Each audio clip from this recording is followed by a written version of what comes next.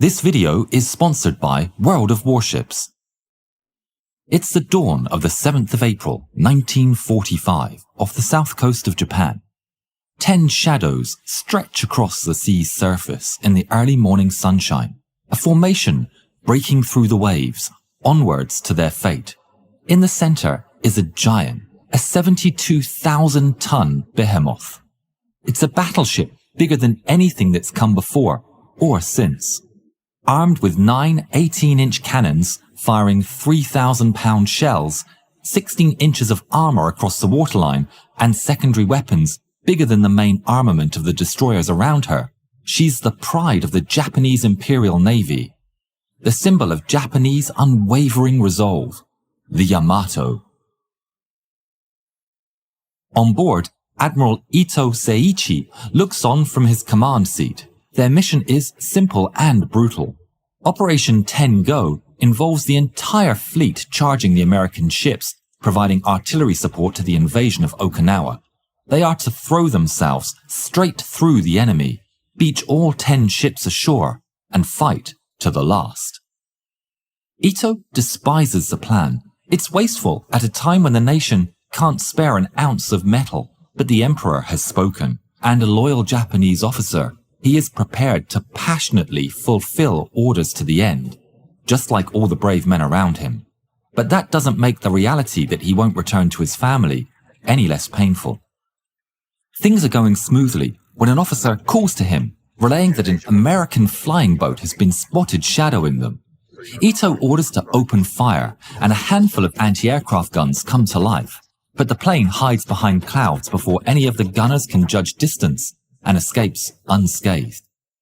The guns fall silent, and the bad news reaches him. He doesn't react, and the fleet continues onwards. The morning passes, and the day carries on, when the bridge receives more bad news. A Japanese-held island communicates that over 250 American warplanes are headed straight for the ships.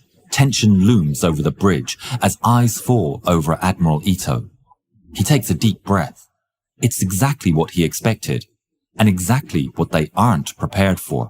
He cedes strategic command to Captain Kosaku Aruga and retreats to his seat. Meanwhile, sailor Kazuhiro Fukumoto is passing time on the deck with some friends. He's young and unafraid. After all, what is there to fear with the power of the mighty Yamato on your side? Then, the alarms blare. The friends scatter and immediately run to their battle stations. Kazuhiro runs across the deck, evading other rushing sailors as he rushes for his post on the opposite side of the ship. Anti-air weapons rise towards the sky, locked and loaded. The gunners keep a watchful eye, scanning the never-ending blanket of clouds. Then, everything falls silent. There's a hum of distant engine noises in the sky, spiking the nerves of everyone on deck. Gunners grip their controls, aware they're staring at the angels of death, determined to fight to the bitter end. The noises get louder and louder. In a flash, a wave of warplanes pierce through the clouds, diving straight towards the mighty ship. The cacophony of anti-aircraft weapons roars, and streaks of shining tracers fire into the sky. It's a swarm of warplanes. Dozens after dozens fall upon the mighty battleship, braving the wall of Japanese lead. The gunners fire non-stop towards their targets, giving it their all, but they do little. The fighters respond in kind. A hailstorm of 50 caliber bullets tears through the deck, ripping through metal and people alike. Shrapnel and ricochets fly in every which way as the enemy zooms over their heads. Anti-aircraft guns spin in all directions, gunners tracking their own targets without orders. Muzzle flashes and fumes take hold of the lower superstructure as everything is fired into the sky. Kazuhiro can hear the chaos unfolding behind him as he hurries into the lower deck. He reaches the damage control station and barges into the room. Inside, he finds his superior and a few fellow sailors sitting patiently, waiting to be summoned. Nervously, he joins them in silence, listening to the gunfire and explosions that are happening overhead. Back outside, the sky is alight with tracers. The anti-aircraft guns are struggling. Planes come down from the clouds, strafe and disappear back into the sky just as fast as they appeared, leaving them little time to react and take a good shot. There's just too many. Then, a massive explosion sends shockwaves across the deck. The main batteries of the Yamato fire into the sky. Special beehive shells explode in the air, creating a giant cloud of burning phosphorus shards. The big weapons, though, are completely incapable of tracking enemy aircraft in such low flight.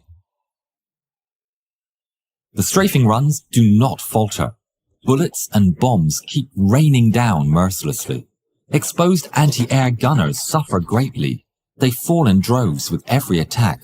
Brave souls dash across the exposed deck to replace their fallen brothers, only to suffer the same fate. The attack ends as suddenly as it begun, the planes simply disappearing through the clouds and not coming back. In their wake, they leave utter devastation. The deck is covered in men, bullet holes, shrapnel and blood, and a fire burns in the superstructure.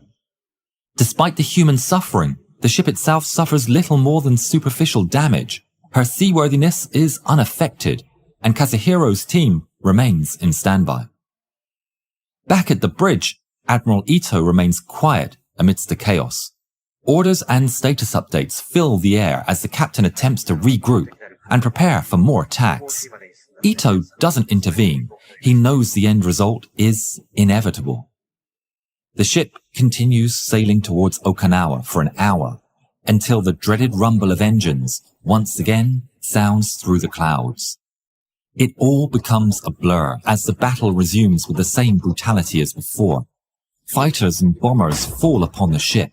Explosions rock the deck, and one by one, the anti-air weapons fall silent. No more brave men are present to replace the fallen gunners. In the lower deck, Kazuhiro's team is ordered further into the ship. He goes down with 5 more people to the second lowest deck. The ship rumbles and creaks around him, each explosion sending shockwaves through the hull.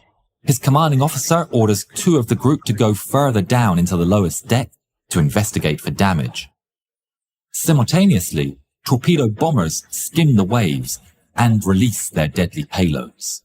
The captain orders evasive maneuvers, but they're of no use.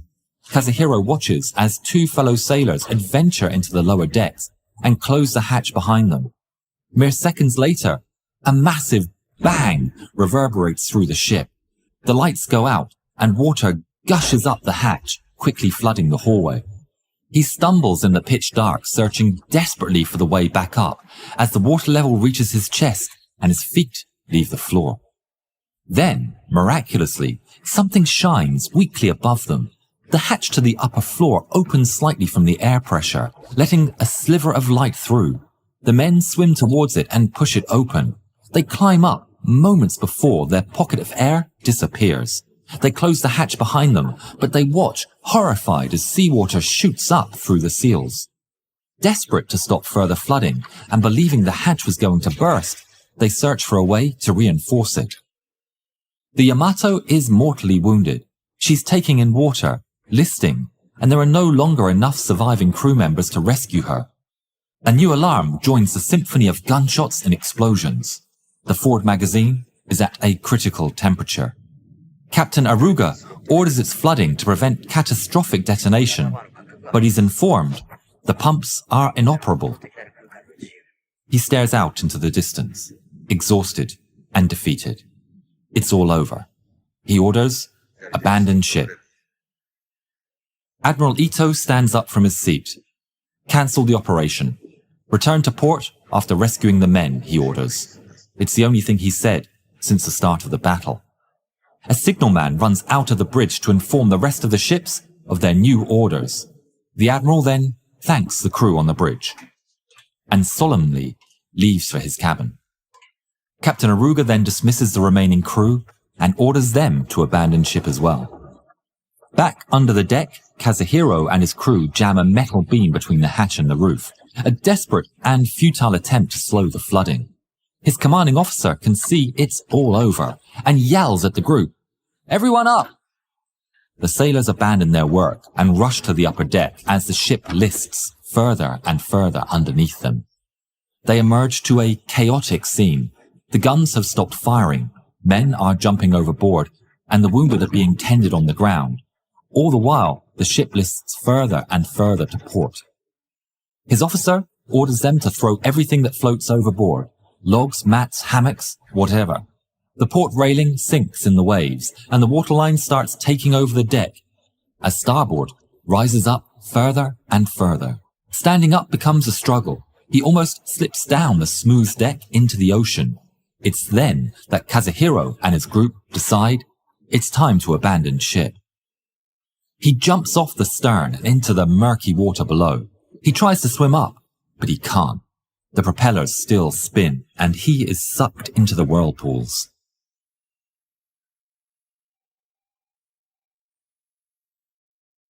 The wrecked and burning battleship slowly turns over as the men jump overboard. Guns fall into the waves below when the forward magazine detonates. The resulting mushroom cloud is seen from mainland Japan. Kazuhiro emerges from the sea some distance away. He's disoriented. Several black columns of smoke rise all around him. A film of oil floats over the water, and he can see many people floating in the distance. Close by, he spots a group of survivors on a raft and joins them. 2.5 hours later, a Japanese destroyer approaches the raft and picks the men up from the water. Only 287 men of the more than 3,300 would be rescued. Kazuhiro was one of the lucky few. He survived the war and went back to his family. He was only 18. Admiral Ito and Captain Aruga went down with the ship. Operation Tengo was a total catastrophe. Of Yamato's escorts, 5 of the 9 sunk alongside her, and a 6th would be sunk later due to her damage. It would be the last major naval operation of Japan before the end of the war. Please support the channel and download World of Warships today by clicking the link in the description. Thank you.